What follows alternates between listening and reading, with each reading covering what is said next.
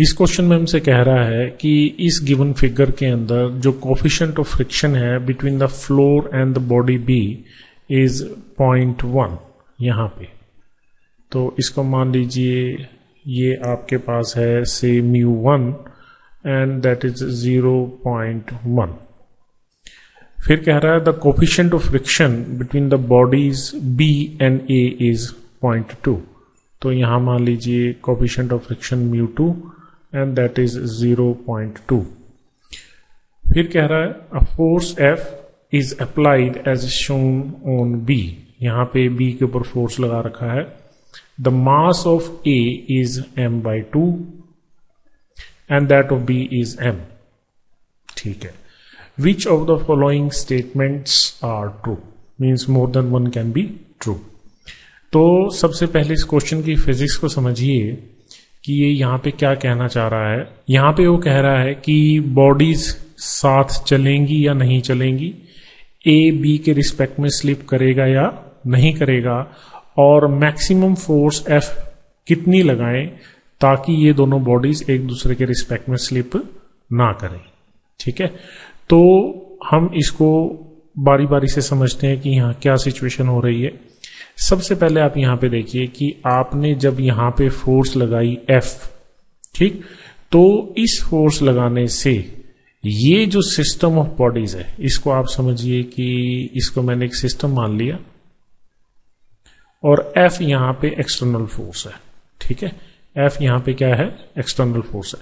तो ये जो सिस्टम ऑफ बॉडीज है A और B कंबाइंड, ये तभी चलेगा जब यहां पे इस जगह पे यहां पे जो फ्रिक्शन एक्ट करेगा उस फ्रिक्शनल फोर्स से ज्यादा ये फोर्स हो जाएगी। जब तक ये अप्लाइड फोर्स यहां पे जो force of maximum static friction है, मतलब फोर्स ऑफ लिमिटिंग फ्रिक्शन भी कह सकते हैं, उससे ज्यादा नहीं होगी तब तक ये सिस्टम मोशन में नहीं आएगा। तो सबसे पहले हम उसी को इवेल्युएट करते हैं। ठीक है, तो यहां पे जो force of maximum static friction है, ठीक है, वो इस डायरेक्शन में एक्ट करेगी। तो ये जो फोर्स F है, F that has to be greater than how much, और greater than equal to you can say the force of maximum static friction that is acting here. So force of maximum static friction, तो यहां पे जो force of maximum static friction है वो क्या होगी, mu, कौन सा म्यू, ये वाला mu, μ1 0.1 into the normal reaction force. तो इस सरफेस पे यहां पे नॉर्मल रिएक्शन फोर्स क्या होगा, यहां पे एक्शन फोर्स क्या है, m plus m/2 into g, m plus m/2 into g. This is the action force along say you can say vertical और वाई एक्सिस। तो करस्पॉन्डिंग नॉर्मल रिएक्शन भी यही होगा क्योंकि इस डायरेक्शन में तो एक्सेलेरेशन है ही नहीं। तो ये जो फोर्स F आपके पास आएगी that must be greater than equal to this. तो यहां 3/2, तो यहां पे आपके पास 0.1, तो यहां पे आएगा 1.5 into 0.1, so that is 0.15 mg।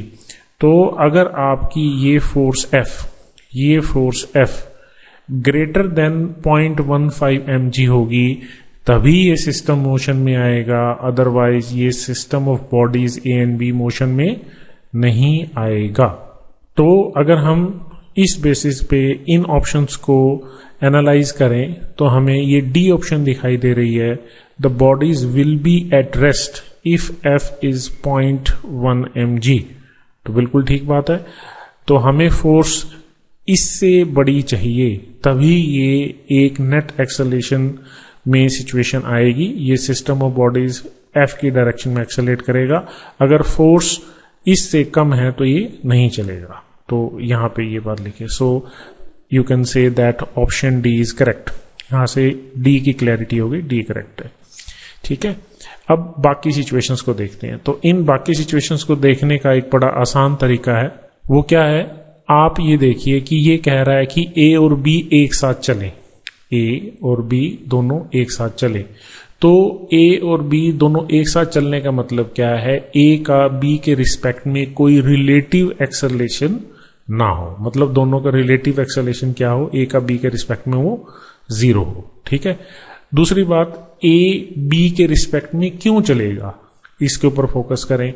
तो आप यहां पे ध्यान से देखें कि जैसे जैसे हम इस फोर्स एफ को बढ़ाते जाएंगे तो क्या होगा, ये मोशन में आएगा, ये एक्सेलरेट करेगा। तो जब ये एक्सेलरेट करेगा तो इस ए के ऊपर इस डायरेक्शन में सूडो फोर्स लगेगी।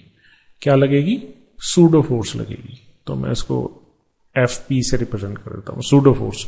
तो अगर यहां पे फ्रिक्शन ना होता तो ये इसके रिस्पेक्ट में स्लिप कर जाता, पर ये इसके रिस्पेक्ट में स्लिप नहीं करेगा, क्योंकि अगर ये स्लिप होने की कोशिश करेगा ए बी के रिस्पेक्ट में तो यहां पे इन दोनों के कांटेक्ट में इस डायरेक्शन में फोर्स एक्ट करेगी ए के ऊपर फोर्स एक्ट करेगी F, that is the force of friction. और ये फोर्स ऑफ फ्रिक्शन जो है इसकी मैक्सिमम वैल्यू, आप कहीं force of maximum static friction here, ये क्या हो सकती है, दैट इज 0.2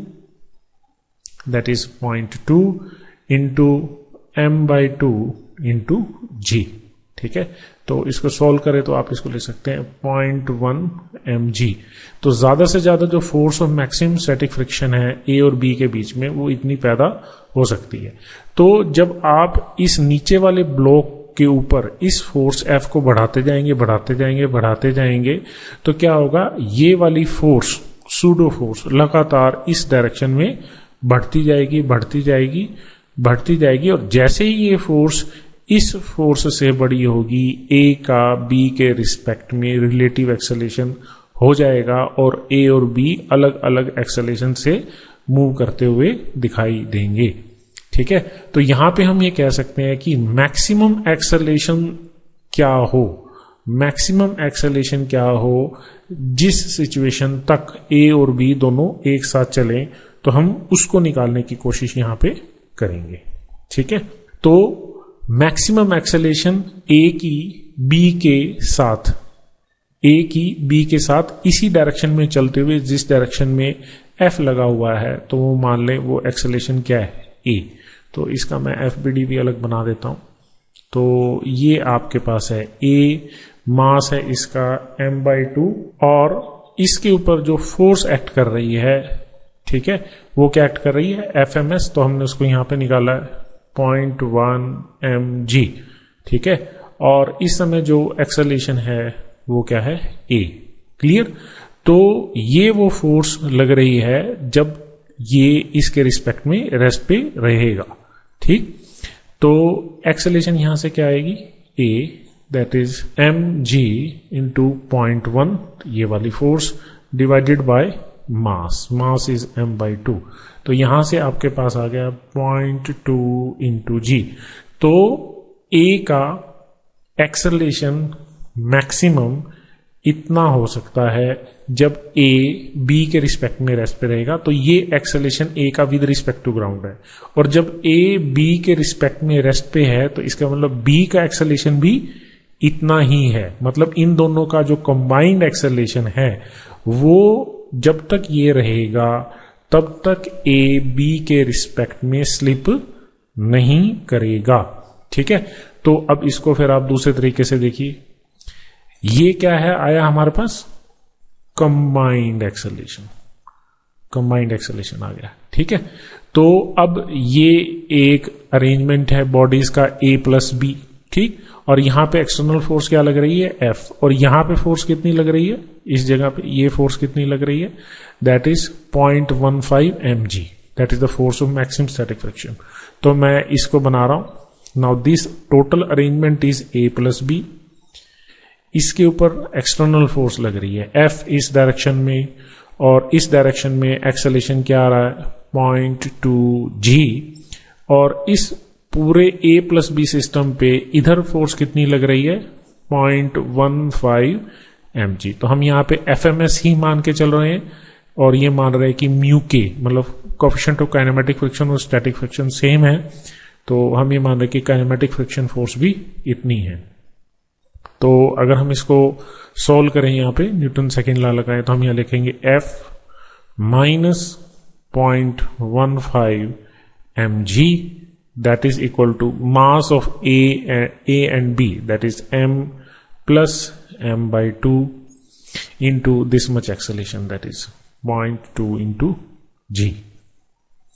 तो अगर आप इसको सॉल्व करेंगे तो यहाँ क्या आएगा 3/2, सो दैट इज 0.3 g, और यहां से f आपके पास आ जाएगा, f इज 0.45 mg.